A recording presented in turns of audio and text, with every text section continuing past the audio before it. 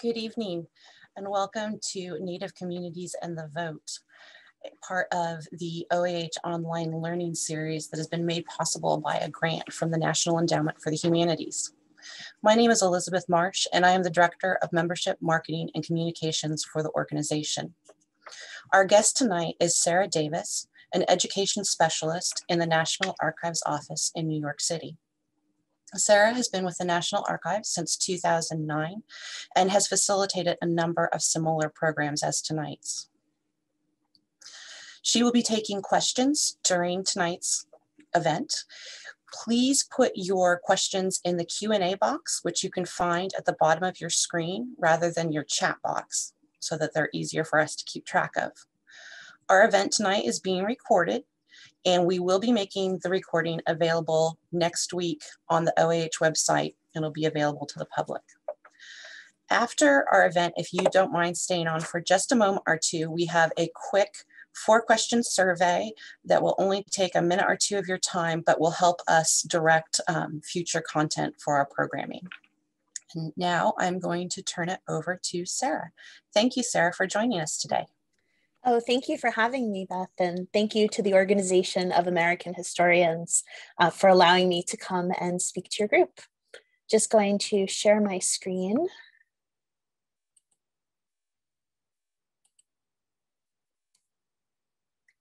Okay, so thank you again. My name is Sara Davis. I am an education specialist at the National Archives, and I'm really excited to be here speaking with you all tonight.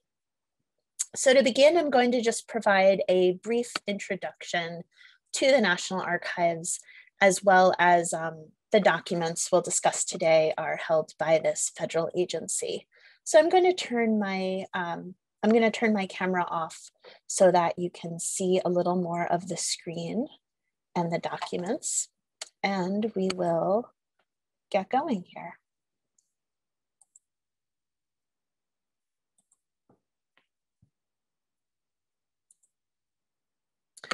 I should also mention, so we do offer certificates of participation.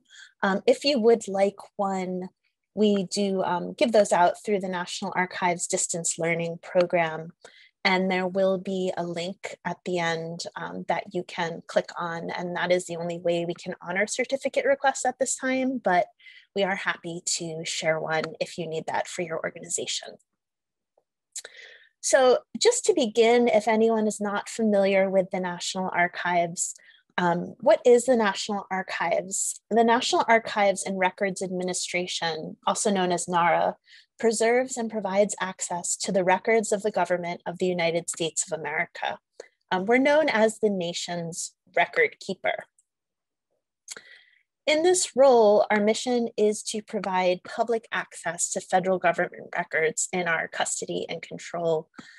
Public access to government records strengthens democracy by allowing Americans to claim their rights of citizenship, hold their government accountable, and understand their history so they can participate more effectively in their government. As we know, in a democracy, records belong to the people. And for more than 8 decades, since 1934, NARA has preserved and provided access to the records of the United States. And these records help us claim our rights and entitlements, hold our elected officials accountable for their actions, document our history as a nation. Really, in short, NARA ensures continuing access to this essential documentation of the rights of American citizens and the actions of their government. So these are just some images. This is our main building in Washington, D.C. Up on top, you'll see that by the mall. And then on the lower one is our facility in College Park, Maryland, also known as Archives 2. And the National Archives is run by the Archivist of the United States, and that is a political appointment. And David Esferio is our current Archivist of the United States. And he was confirmed for this role in November 2009. Was nominated by President Barack Obama.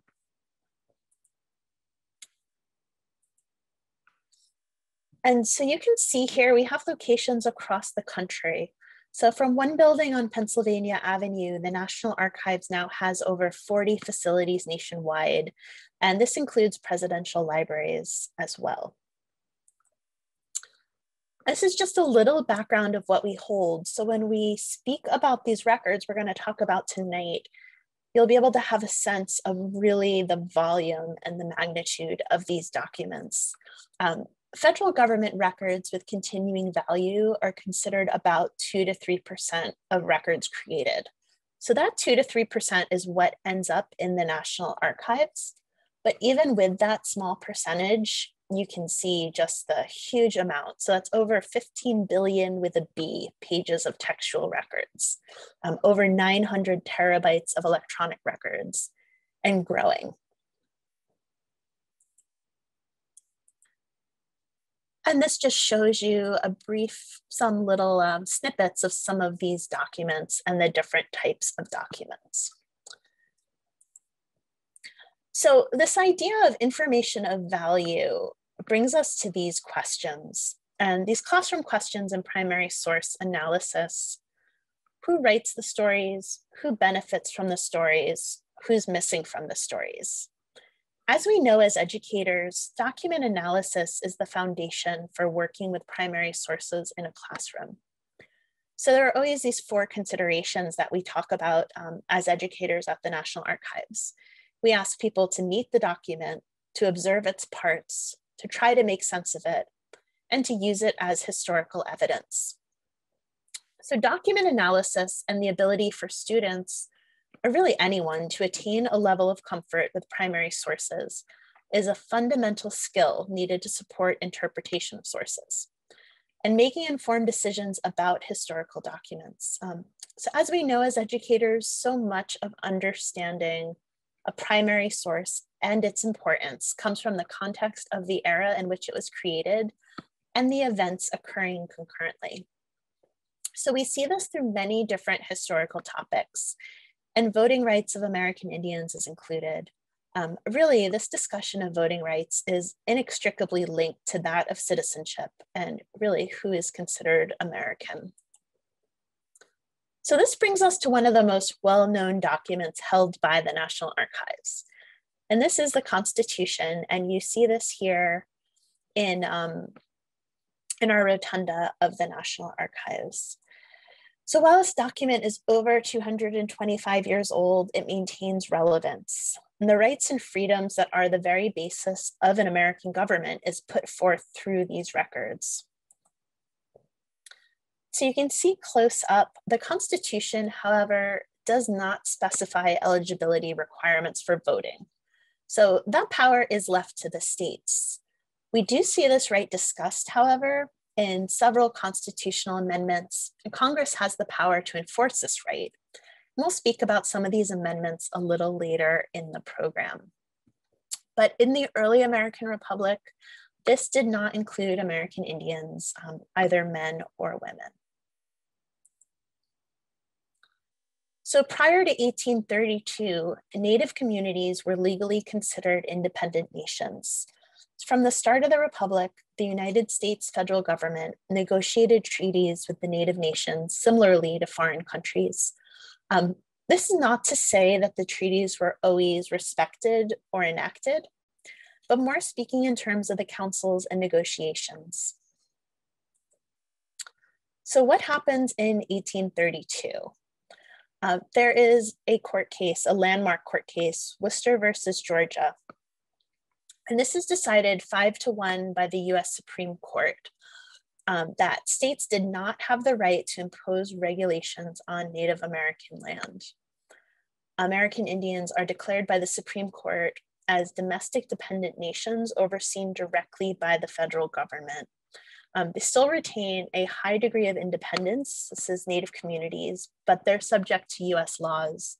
They still retain the right to negotiate treaties with the US government. Andrew Jackson, the president at the time, declined to enforce this decision, but this case became a very important precedent in later legislation regarding American Indians. Although we should note it's no longer binding today. And just a little background on the case. In 1830, the state of Georgia passed a law requiring Georgia citizens to obtain a license to live inside the Cherokee Nation. Samuel Austin Worcester was a missionary and known supporter of resistance to Georgia's efforts towards removing the Cherokee. So he refused to obtain the state license, and he's prosecuted and convicted by the state of Georgia. He's sentenced to 4 years hard labor in the Georgia State Penitentiary. So the case ultimately reached the Supreme Court, who ruled that Worcester's conviction should be overturned because the license requirement was unconstitutional. They said only the federal government can negotiate with Native nations. Individual states do not hold that authority. So in 1832, the Supreme Court ruled this idea of domestic dependent nations. And this dependency ruling by the court becomes important in discussions surrounding voting rights. And also the Supreme Court decision really becomes a foundation of a principle of tribal sovereignty in the 20th century. And I think this is really a great opportunity to discuss the court case to higher level students and to look closely at the documents, along with really leading discussions about legal precedents, what effects these may have.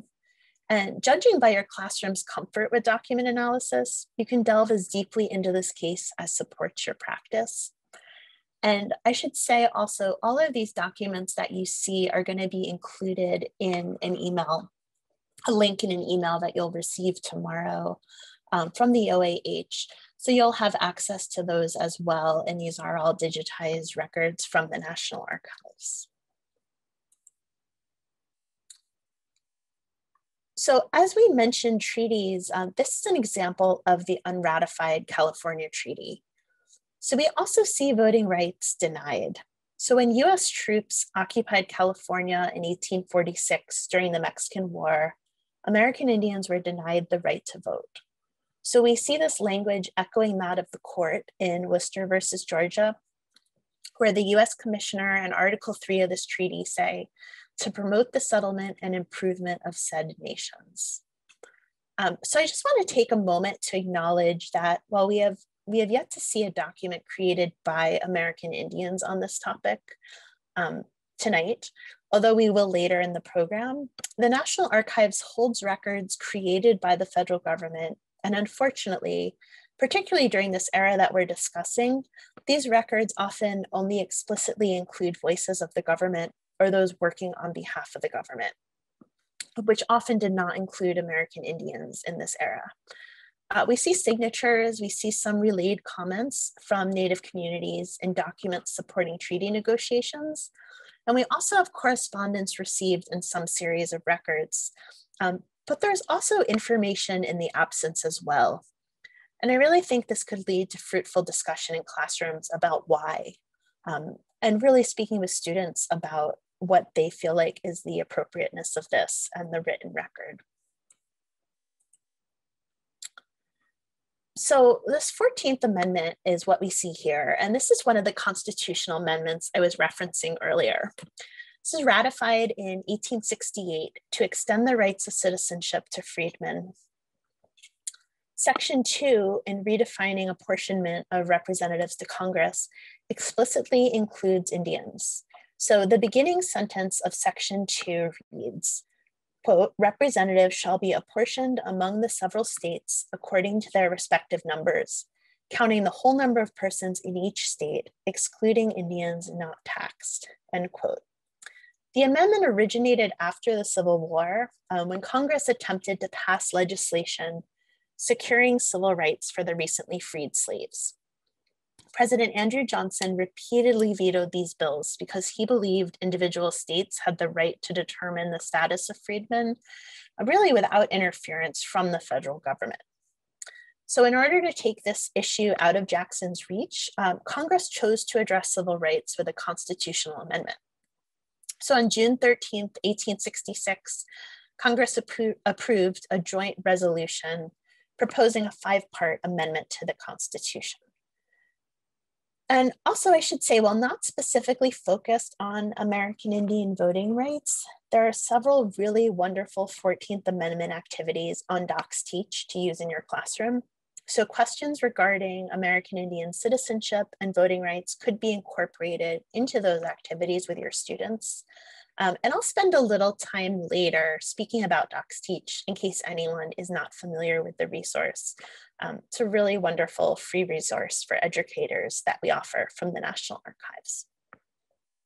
So likewise, though the 15th Amendment passed in 1870 granted all US citizens the right to vote regardless of race, it wasn't until the Snyder Act that Native Americans could enjoy the rights granted by this amendment. So we ultimately see questions reach the Supreme Court regarding American Indian citizenship and voting rights as protected by this 14th Amendment. This document you see here is John Elk versus Charles Wilkins. And the 1884 case of Elk versus Wilkins related to a birthright citizenship claim by John Elk. And Elk is an English-speaking American Indian living in Omaha who relinquished his tribal affiliation, paid taxes, and ultimately tried to vote. So Elk had tried to register to vote in 1880 and was denied. The person who denied him is actually the named defendant, Charles Wilkins. And Wilkins was the registrar of voters in the city of Omaha for the 5th Ward. And you can see this is just an excerpt from this court case. It says, the plaintiff in support of this action relies on the first clause of the first section of the 14th Amendment, by which all persons born or naturalized in the United States and subject to the jurisdiction thereof are citizens of the United States and the state wherein they reside. So again, we're speaking about here of rights and privileges of citizens. So this would be a really great way to tie in some discussions of civics into classrooms and what that really means to your students and how they interpret that and those ideas. So in the majority opinion, Justice Horace Gray said Elk had no claim to American citizenship because he'd never been naturalized through a treaty or statute. So the court wrote that the 14th Amendment did not apply to Elk because he was born as a subject of an Indian nation that was an alien power. And this was a 7-2 decision ruling against Elk. And so again, as we're thinking about civics and a multitude of important civics questions, we can ask what makes someone a citizen? Does that definition change over time in US history? What other documents speak to this? Do the documents argue for or against? So really tying in these larger questions through primary sources and through documents. And these court cases are great opportunities for focused small groups where students debate aside and have to support their claims. Again, developing students' abilities to back up arguments through primary sources. And also to become comfortable analyzing these documents in such a way that they themselves become informed citizens with an ability to look at an argument and make an educated decision. So from here, this brings us to the Dawes Act of 1887. And we see the discussion that's a thread throughout really government documents relating to American Indians. Members of Native communities treated as individuals or members of tribes and other nation states. So the Dawes Act emphasized the treatment of Native Americans as individuals rather than as members of tribes. So it's different than earlier federal Indian policy. And by that, I mean approximately 1870 to 1900. And we'd consider this kind of policies of removal, of treaties, reservations, and war. It sought to break up reservations by granting land allotments to individual Native Americans. The idea was that if a person adopted white clothing and ways, was responsible for his own farm, he would gradually drop what was considered his, quote, Indianness and be assimilated into white American culture.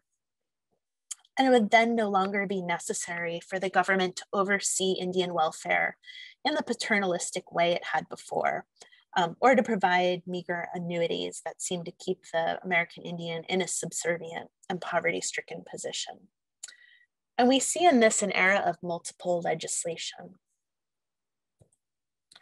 So this Indian Citizenship Act was not passed until 1924, and we'll discuss that more later. But there is the Indian Naturalization Act of 1890 that preceded it. And this petition for naturalization is for Marianne Baldwin, and it's actually an example of naturalization based on the terms of a treaty.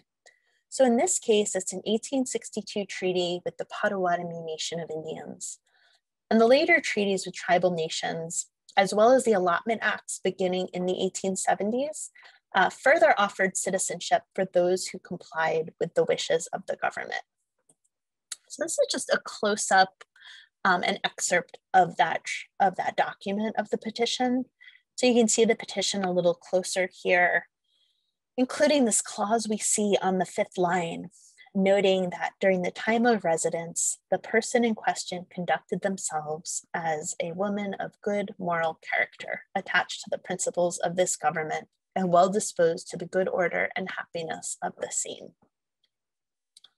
So we see this thread going through some of these records and this discussion of kind of ability and legitimacy of voting rights of American Indians.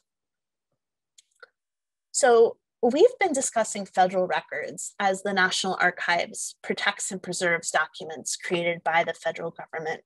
However, I just want to take a moment and acknowledge there are several important examples on the state and municipal level as well.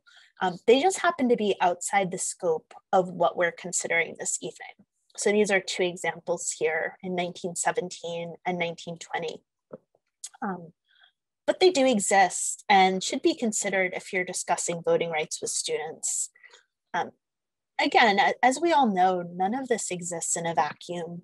Change is led by people and communities who utilize their voices and work towards expanded rights.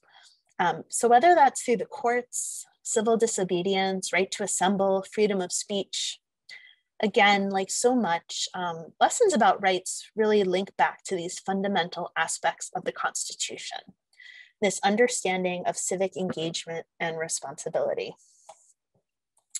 So at the National Archives, we preserve documents of the government, but within these records are stories of individuals. One of these individuals is Marie Louise Bottineau Baldwin. So as a clerk in her father's law office, she moved with him to Washington, D.C. to help defend treaty rights for their tribe, the Turtle Mountain Band of Chippewa Indians of North Dakota. In 1904, President Theodore Roosevelt appointed Baldwin as a clerk to the Office of Indian Affairs, the OIA.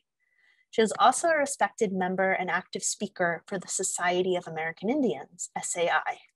So the SAI was often critical of the OIA and federal policies encouraging assimilation. But initially, Baldwin believed her position in the OIA allowed her to advocate for Native men and women. She'd later changed this stance. So in 1912, at the age of 49, after years of working for lawyers, she enrolled at Washington College of Law. And she graduated in 2 years, becoming the first woman of color and Native American to earn a law degree from the college. And so you see in this image, continuing her political work, Baldwin marched in the 1913 Women's Suffrage Parade in Washington, D.C., and shifted her message from assimilation to extolling the values of Native Americans. So this photo is one of dozens of photos that was collected as evidence by a congressional committee investigating claims from the 1913 Women's Voting Rights March in Washington, D.C. And during this parade, Baldwin marched with other female lawyers and recalled struggling to, quote, walk 4 abreast in a space no wider than a single car track.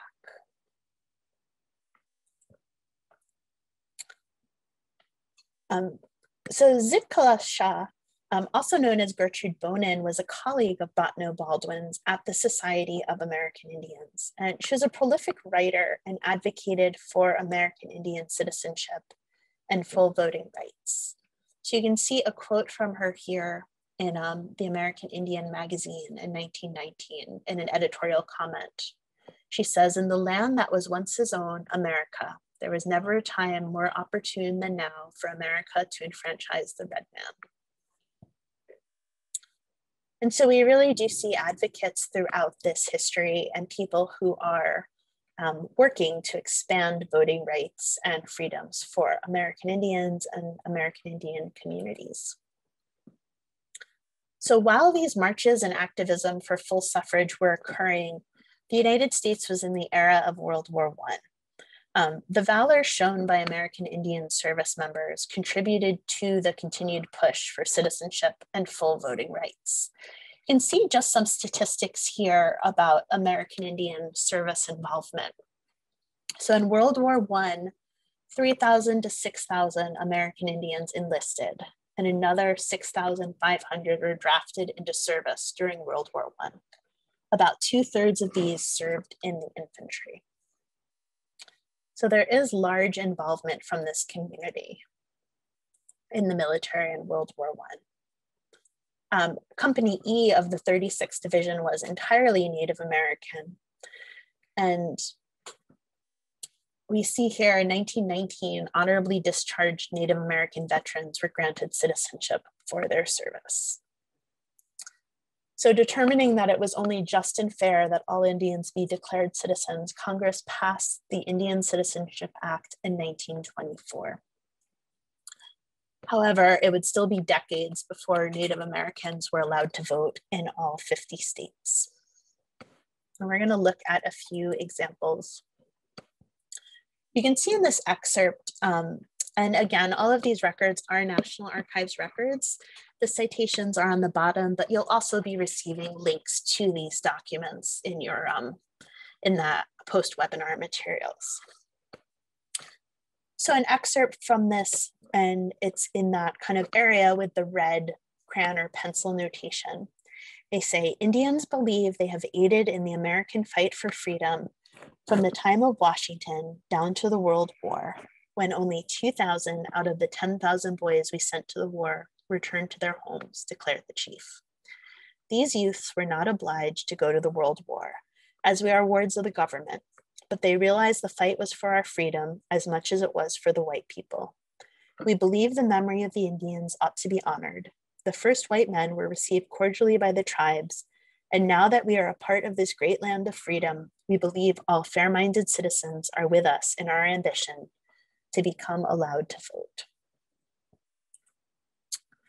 So in 1924, the Snyder Act, or Indian Citizenship Act, was passed. So all American Indians were granted citizenship through this act, but even as citizens, Native, Asian, other minority Americans often face barriers to voting. Although US citizenship does not guarantee voting rights in the United States, it's generally been an eligibility requirement for voting.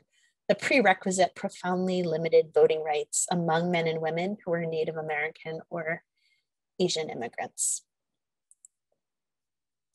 So even post-1924, we see documents in the National Archives that speak to difficulties still faced by Native Americans when trying to vote. In 1925, the Alaska Territorial Legislature passed the Alaska Voters Literacy Act that required a person must speak and read English to vote, thereby disenfranchising non-English speakers and many English natives, Alaska Natives. So we're also going to look at some examples of affidavits held by the National Archives which speak to these challenges. And this document on the screen now is a 1946 affidavit from Julia Dennett-Claw, and it states that despite living in Shiprock, New Mexico on the Navajo Reservation for 48 years, she was denied voter registration. And again, as you see on this slide, many states are passing residency and taxation requirements, and these targeted tribes special federal status. They made tax-exempt Native Americans living on reservation lands ineligible to vote. And this is an example of another affidavit about voting rights. This one is from 1946. This is from James Manuelito, and he is one of the original US Marine Corps Navajo code talkers. and he was denied the right to register to vote in Apache County, Arizona. Again, that's in 1946. So in our holdings, also speaking to this is an excerpt, well, this letter, I'll read an excerpt from 1943 from U.S. Army Private Ralph W. Anderson to the General Superintendent J.M. Stewart and Chairman of the Navajo Tribe in Window Rock, Arizona. And so he says, "We shall make a statement to you as our chairman and our superintendent and all other leaders of the Navajo tribe demanding a right to vote as United States citizens. We hope and pray you as our leaders of our tribe to use every power to push this through and make a revolution and present before the Congress for consideration in the near future. We all know Congress granted the Indian citizenship in 1924. So the response from General Superintendent J.M. Stewart, who oversaw the Navajo reservation at Window Rock, said, quote, "There should be no question that you, who are making such great sacrifices for your country, should have some voice in how it should be governed. Your patriotism is not denied, your devotion to duty is beyond question, and in certain phases of warfare, the Navajo has no equal. With such a record, there can be no denial that you are entitled to the same right of suffrage as other citizens." So we see this in many states, though. We see this throughout the states, and uncertainty about voting rights and status in documents. And so this document is from 1947 in New York State. And again, this is really presenting an opportunity to discuss with students why there may be these persistent questions. We know voting rights were fragmented across the states. Utah's the last state to allow the Native population to vote, and this doesn't happen until 1957. So here in 1947, Mr. Shango, his letter to Mr. Shango, Mr. Delker is responding to a question regarding voting rights of American Indians.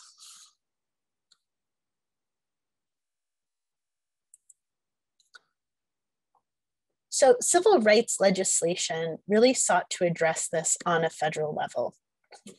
And you see here is the Voting Rights Act of 1965. It's focused primarily on enfranchising African Americans in the South, but the act and its extension also safeguarded voting rights of many other minority Americans. It eliminated poll taxes, literacy tests, and other barricades set up to exclude African Americans, Asian Americans, Native Americans from voting. During this era, Native American voters were actually credited with helping Robert F. Kennedy win a historic victory in South Dakota's Democratic presidential primary. One Indian precinct had given him 878 votes against 9 for Eugene McCarthy and 2 for Lyndon Johnson. RFK had campaigned at Pine Ridge Indian Reservation, meeting with the community for the day. And this is in April 1968, and really at the time was largely unheard of for a presidential candidate.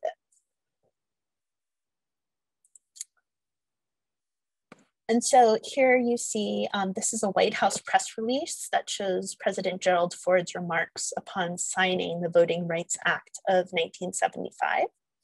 And in 1975, under President Gerald Ford, the Voting Rights Act was amended with changes that mentioned Alaska, Arizona, and parts of South Dakota as places that discriminated against Native Americans through ballot language.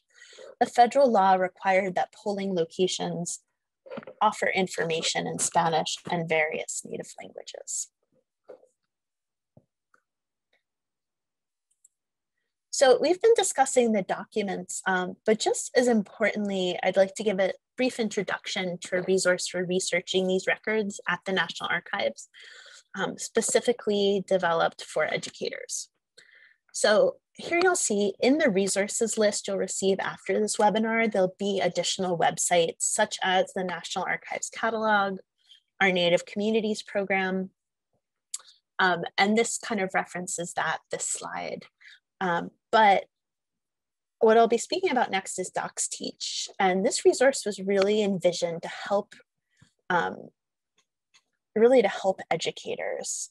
And I'm not sure how many of you are familiar with it, but if you haven't used it, I would really, really recommend checking it out because it just is invaluable, I think.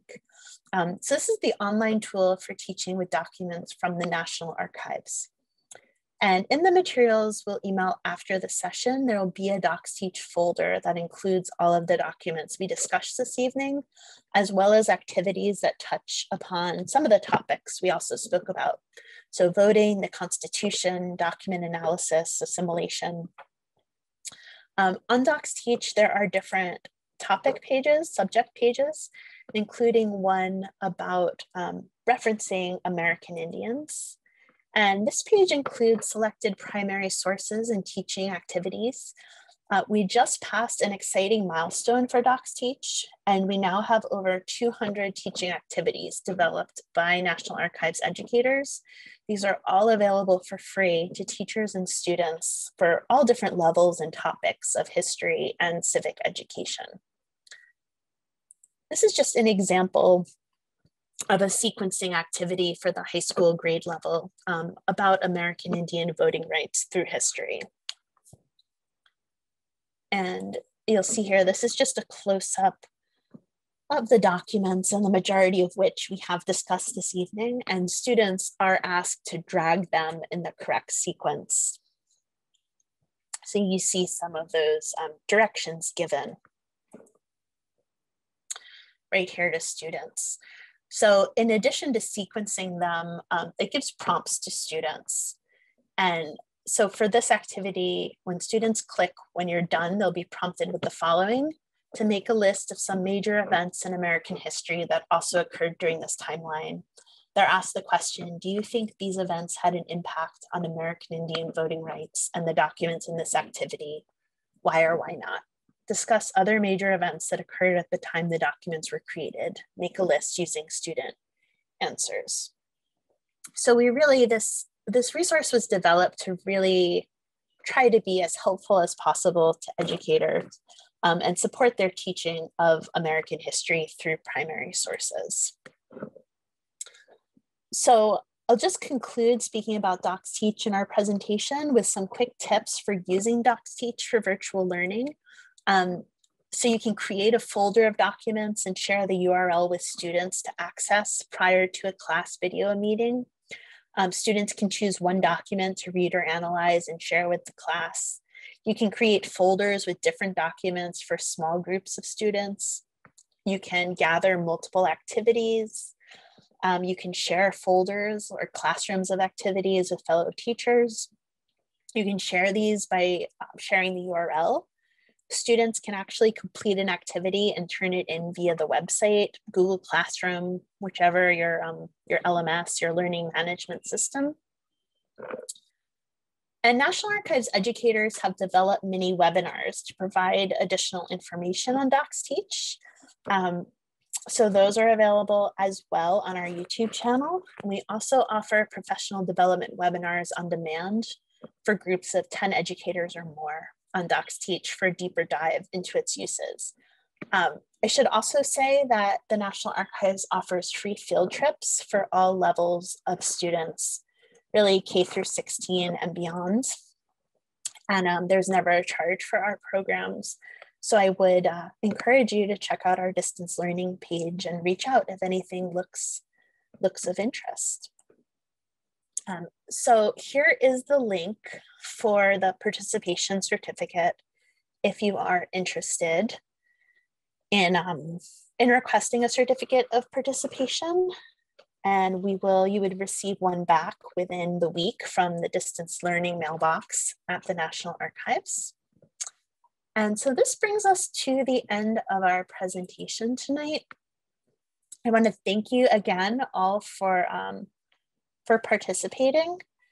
And I know we covered a lot, so also I'm gonna, we have about 20 minutes for questions or so, but please feel free to email me after as well if a question comes to mind later or if you'd like to speak about anything else. So I'm going to try to turn my camera back on and see if there are any questions. Well, thank you.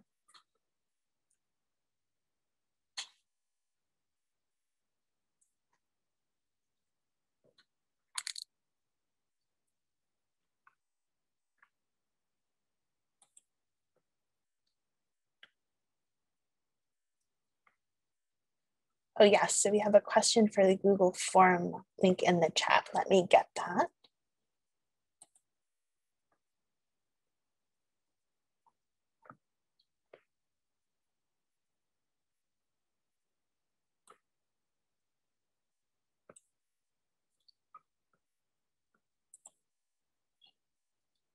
Okay, here is the link for the Google form for any certificates of participation. Thank you so much, everyone, for participating and joining us this evening. It really was so wonderful to be able to share this presentation with the OEH and its members.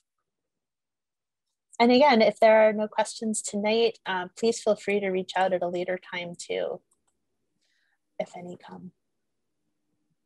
Sarah, it looks like the link went to all panelists, not all panelists and attendees. Okay, let me try that again. And then we have a question about how we'll get access to the documents again.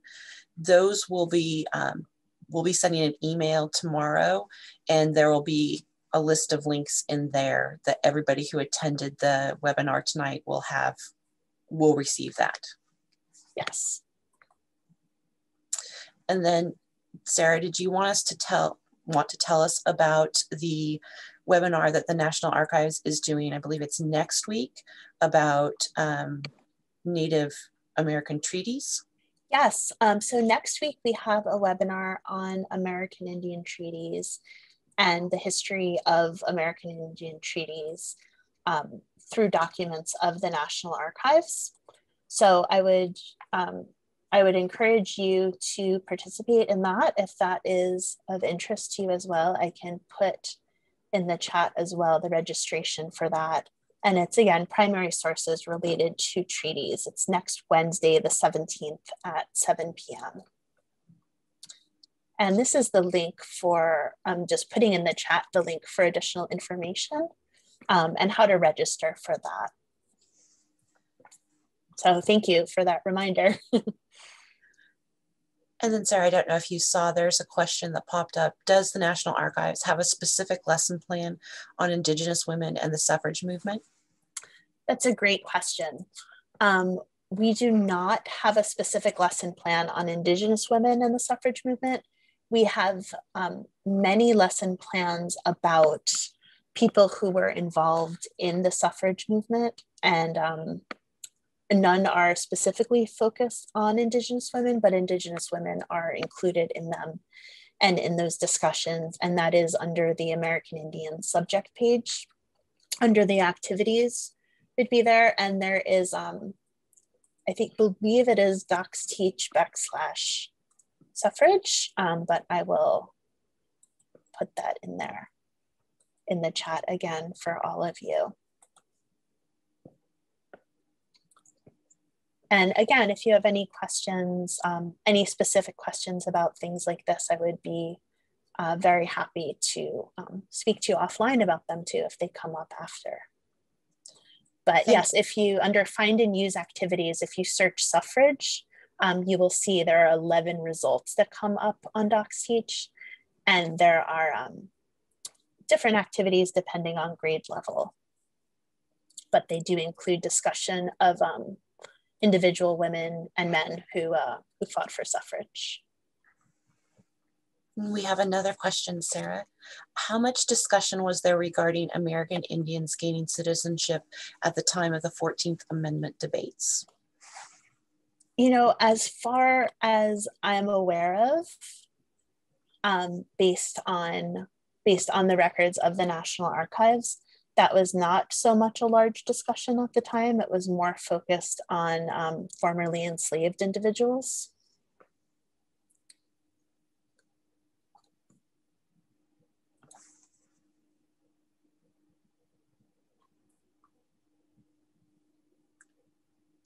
if anybody has any last questions, if you could please drop them into the chat. Okay, we have one more. Does the National Archive have documents on the formation of SAI and OIA?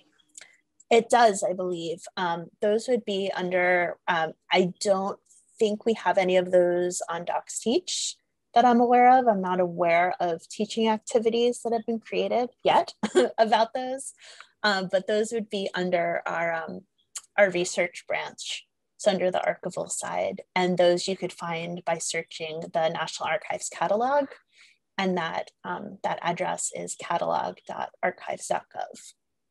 And you could search through those topics, and then you would find, I'm not aware off the top of my head how much of that has been digitized, but even if it's not digitized, it will come up with the record group or the series, and from there it'll give contact information with who to email, and those the archivists in those divisions would be better able to guide you and answer that.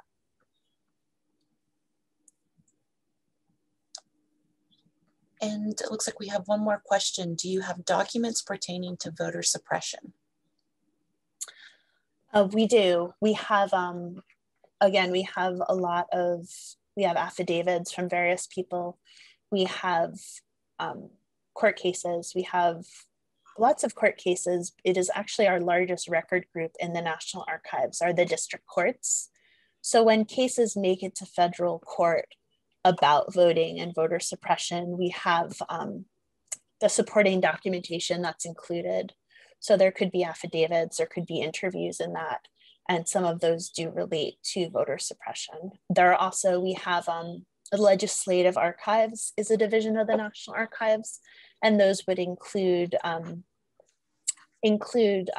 congressional investigations or congressional testimony. So that could be there. There are a bunch of different places to look. Voting rights, more recent voter suppression, 21st century. So we do not, as of this moment, I do not believe. Generally, there might be some of that in the presidential libraries. I can speak more specifically to the New York office, which is where I'm based from. I know for the New York office, our most recent court cases are really from the 1990s so far, the late 90s.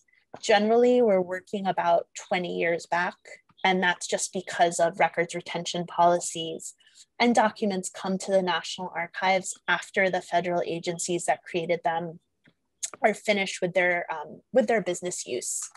So when they're seen kind of no longer as a business need, then they retire to the National Archives. They're accessioned by the National Archives. So I would imagine that we would be receiving information about 21st century voter suppression, just based on various court cases that have been in the news over the last 10 years. But I'm not sure that we have those yet. They may be a little too recent for us. Thank you.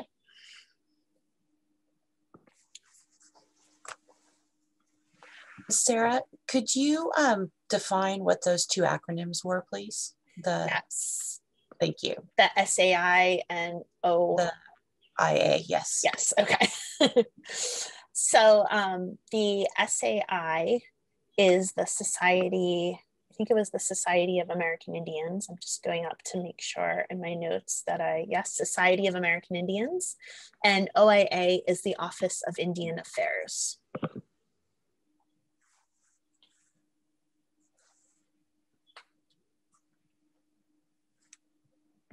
Any last questions? Thank you, everybody, for joining us. Thank you, Sara, for leading this wonderful discussion. Please stay on. You will have a quick chance to answer some questions to help guide us how we are going to, what we're going to prepare for our next sessions. And we will get information to you both tomorrow in the form of all of the links, and then next week when we have the recording posted. Thank you and have a good evening. Thank you very much.